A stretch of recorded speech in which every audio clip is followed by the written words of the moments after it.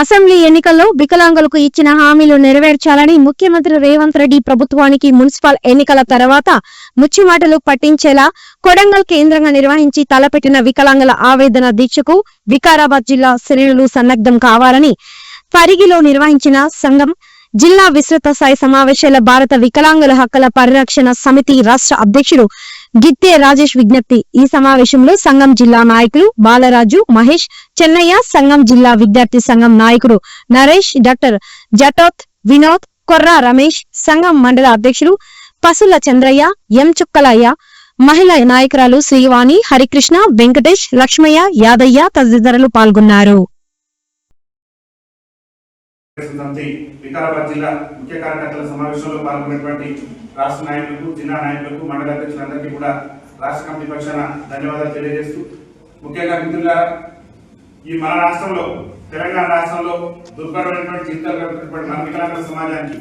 ఈ రాష్ట్రంలో కాంగ్రెస్ పార్టీ అధికారంలోకి రాకముందు మరానాడు పిసిసి అధ్యక్షుల హోదాలో ఉన్నటువంటి ఇప్పుడున్నటువంటి రాష్ట్ర ముఖ్యమంత్రి రేవంత్ రెడ్డి గారు మా కాంగ్రెస్ పార్టీ అధికారంలోకి వస్తే ఈ రాష్ట్రంలో వికలాంగులందరూ కూడా మేము ఎప్పుడైతే అధికారంలోకి వస్తామో అదే నెల నుంచి 60,000 రూపాయలు పింఛన్ ఇస్తామని, అదేవిధంగా రాష్ట్రంలో వికలాంగుల అట్రాసిటీ చట్టాన్ని సమర్థవంతంగా అమలు చేస్తామని, అదేవిధంగా రాష్ట్రంలో వికలాంగుల బ్యాక్లాగ్ ఉద్యోగాలు భర్తీ చేస్తామని, అదేవిధంగా రాష్ట్రంలో వికలాంగుల సంక్షేమ శాఖను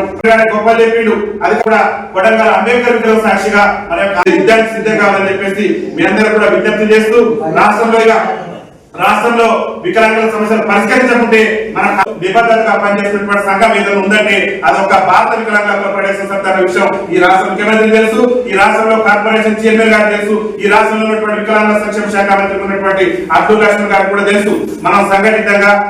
నిబద్ధతగా, నిజాయితీగా, శాంతియుత పద్ధతిలో గాంధేయ మార్గంలో మన యొక్క నిరసన కార్యక్రమం నిర్వహించి ఈ రాష్ట్ర ముఖ్యమంత్రి మెడలు వచ్చి మన యొక్క హక్కులు సాధించుకుందారని చెప్పేసి అందరూ కూడా పేరు పేరుగా విజ్ఞప్తి చేస్తూ మన చెరువు కొడంగల్ విజయవంతం చేయడానికి ప్రతి ఒక్కరు కూడా కంకణబద్దులై మీరందరూ కూడా సంఘటితంగా ఈ యొక్క చెరువు కొడంగల్ విజయవంతం చేసేందుకు సన్నద్ధం కావాలని చెప్పేసి విజ్ఞప్తి చేస్తూ అందరూ కూడా ఒకసారి పిడికిలు బిగించి ఈ రాష్ట్ర ముఖ్యమంత్రి రేవంత్ రెడ్డి గారికి మన వాణిని, మన యొక్క సమస్యలను నిర్వహించాలని చెప్పేసి తెలియజేస్తూ వికలాంగుల ఐక్యత,